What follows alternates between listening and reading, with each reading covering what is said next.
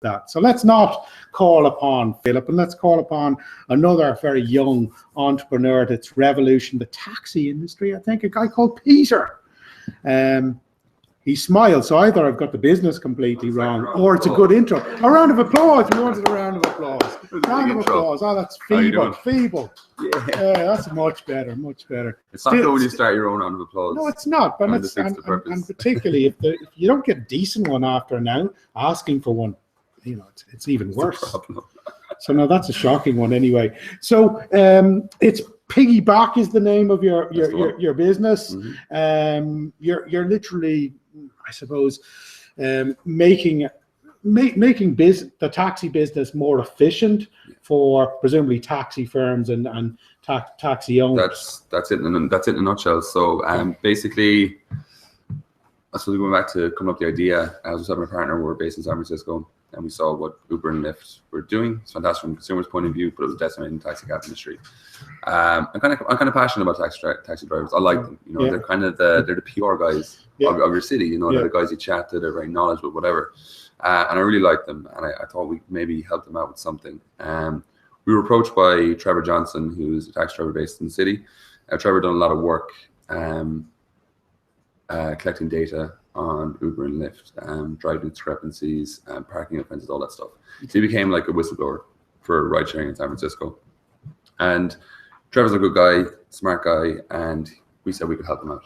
So we spent about the next 2 or 3 months working with taxi drivers, listening to taxi drivers, understanding the taxi flow, taxi drivers. And we looked at their competitors, Uber and Lyft, and what they were operating. And what we came to the conclusion was that if there's some small way we can optimize their workflow and get them closer to where demand is happening, we can get these guys more fares. They're 45% of their time to without a fare. It's about half the shift. Yeah.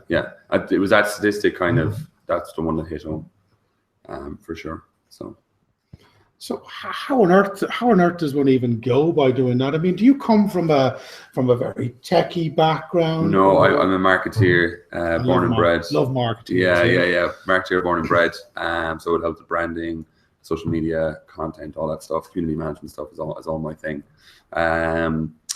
Robert would be slightly more technical, and then we brought in Ross, who's our CTO. So Ross would have graduated Carnegie Mellon, one of the top universities in the world for computer science. He's a machine learning expert. He's worked in a startup before, and we consulted with him on what we wanted to build, and he was like, "Yeah, no problem, let's do it." See, I love this. I really love this, because I think very often as entrepreneurs, we may have the great ideas and the good concepts and the potential solutions, and then we hit that roadblock. Excuse the pun with the taxis, right? We hit that roadblock where we think, well, actually, we don't have the technical knowledge to do stuff. And it's brilliant to see entrepreneurs coming together, building businesses that aren't letting the lack of that background to stop them from achieving their dream. Definitely, yeah. So just the people are out there collaborating with them and making sure that you're building up. And it's about making yourself visible as well. I think we met Ross at a networking event, a Node.js networking event in San Francisco, and that's how we started our relationship. Cool. And 3-4 months down the line, he was like, "Yeah, I want to come in and be a CTO." That was great. Gotta love that. And then have you, I mean, obviously with the IBYE competition comes an element of financial gain. But I mean, to be honest, much more than that. Have you gone for much funding or done much pitching? We have, yeah. So I suppose we got 10K from the county awards. Yeah. We had money we put in ourselves. We put up about 50K ourselves to kind of run us through our first year.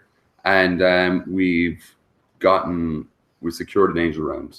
For 600,000 with a US investor, so that's at a due diligence stage. But we have a memorandum of understanding, which is the start, and then we go through vetting and then due diligence. So we were fortunate, and I pitched. It was funny. It was back in July. I didn't get New Frontiers in Limerick, and I was meant to start New Frontiers 1st of July, and it was then the RC pitching day out, and a load of Indian and American investors came to the NDRC. And we pitched to them. I met Nathan Rye, who liked what we were doing, and we've just kind of gone from strength to strength from there. So it's making yourself visible. It's going to these events that are going to add value. I know a lot of guys will go to these workshop events and won't get anything out of it, but occasionally you'll get lucky. You'll get a guy who's industry specific expertise, has some cash, and likes what you're doing. So that'd be my one piece of advice. It's just to keep plugging away. You will get there eventually. Yeah, and I suppose become really good at pitching, and make sure that you find the opportunities out there. So that, you could have sat in a pub saying, "Oh, that event in Limerick didn't happen. It's not happening for me today." But you jumped on the put yourself out there. Yeah, absolutely. In Ireland as well at the moment, the startup ecosystem is thriving. Yeah. You have events like Startup Weekend, you have events like Startup Grind, you have Bank of Ireland getting involved in events as well. It's great, and there's some really, really good entrepreneurs here. And we're just going to change our culture. We're changing our culture currently, and it's really exciting to be a part of it. Cool. Because come from San Francisco, you expect a high level of enterprise, a high level of investment. It's the startup capital of the world. Yeah. But bringing that back home and watching it kind of develop in front of you is very, very exciting as well. So you say something quite interesting there, which I think is a great bit of advice. If you're a startup, don't be a startup by yourself. Even if there's other startups with different businesses and different ideas and different industries, even by, I suppose, hanging out with other startups, sharing ideas, finding other events to go to. It's the cluster mentality, I think. Yeah. And I'm in a good incubation center in Limerick, and we're very fortunate that we have young entrepreneurs in an ecosystem. We bounce ideas off each other. We did practice pitches till 12 o'clock last night. One of my mates, Kieran Normal, is going for Seacorn today, and Shane McCarthy from Blue Chief, another guy. And we practice in groups all the time. We're bouncing ideas. We're refining our pitch, and that's key to me. Is that kind of I don't know what the quote is, but you're the average of the 5 people you surround yourself with. Yeah. And that for me is kind of a key learning. In the entrepreneurial terms, we're young, we're inexperienced. We came out of college 2 years ago. A lot of us did last 2-3 years, and without that kind of support or that network, it's a much bigger challenge. Cool. And I suppose when it comes to a business idea, and I know it's relatively early days for you, but there's a lot of learnings along the way. What would be one of your biggest learnings to date when it comes to? Never underestimate cash flow. I would say it goes a lot faster than you think.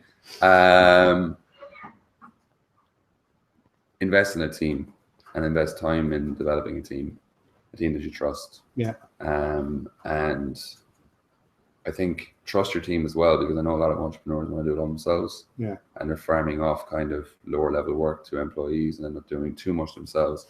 And that's not sustainable in the long term. You get to year 3, you know everything about the company, but your next in line may not know so much. So I would say engaging in that kind of learning process as well, and teaching process is important. So that'd be my 2 pieces of advice: cash flow and team. Cash flow and team, and I love the team element of one, because I think that's the problem with entrepreneurs. Yeah. Is there's only one of us in a business. We want to do everything, and then we can't scale. Yeah. So no, I think that's a real gem.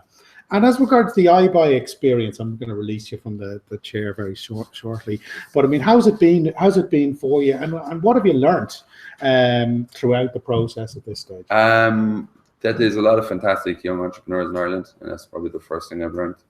I wasn't too sure coming into what it was going to be like. It's been great. We shot a video at the very early stages in July, submitted our application, a call for boot camp. Boot camp was great. Teresa Mulvihill ran that down in Clare and Ennis. And Paul Macri and all the team down there did a fantastic job. Met a lot of new people. I've made friends out of that. We had a startup weekend recently in Limerick, and we brought a couple of people out of that from the boot camp. So my network's always growing. You're pitching a lot. You're refining your business plan a lot. And like I was just saying to the guys before we came on, we're at a stage now where we've just really polished collateral in our business plan and our pitch deck. And I'm sure the judges will feedback to say the pitches were outstanding today. So yeah, that'll be the learning curve. It's a really good accelerated process. And I would put my hand up and say it's probably one of Enterprise Ireland's better processes. Certainly, well, from my experience, from what I heard, it's been fantastic. Yeah. So in 4 months, we've not even since September, maybe 3 months, we've achieved a lot. I suppose the power of having a really polished business plan and a really slick pitching deck, I suppose, can't if be nothing else, it gets you investor ready. Yeah. Like the guys coming out of here might get their 10, 20, 40K. And then they're ready for an angel round. They're ready for investment. I would say definitely. So we're development stage. So tell us where you're gonna go for the next year.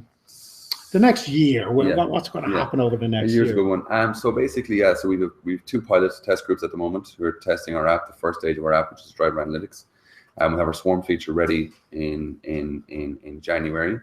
So that's just going to be heat mapping. It's going to help drivers get more fares.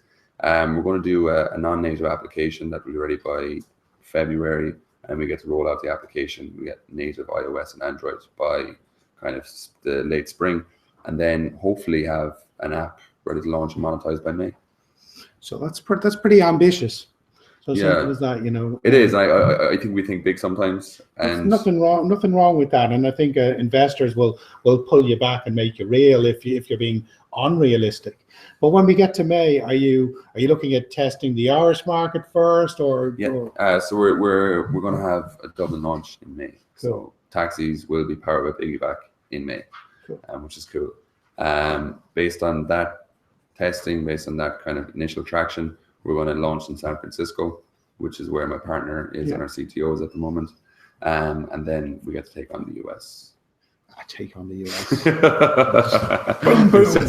Yeah, no, very good. Absolutely. But sure, you know, testing it as like a small little city like San Francisco, like that, you know. No biggie. No biggie, exactly. No, but that's fantastic. So really exciting times. Yeah, absolutely. And amazing to think that, you know, once here, okay, a very developed concept. You've gone through a lot of pitching to get where you are. Stuff is very clear. But to think that, you know, this time next year, well, cornered to the US, and it's all happened. So that's exciting stuff. So remember the name Piggyback. And what would be very unfair, having done hashtag Team Kilkenny and all that nonsense, would be to neglect your brilliant county. It's Clare, isn't it? Clare. Clare. So hashtag up the banner, the banner. Go on. Round of applause, everyone. Yes, we got such a bad chance. Cheers, mate. All the best. All right. See you Brilliant. later.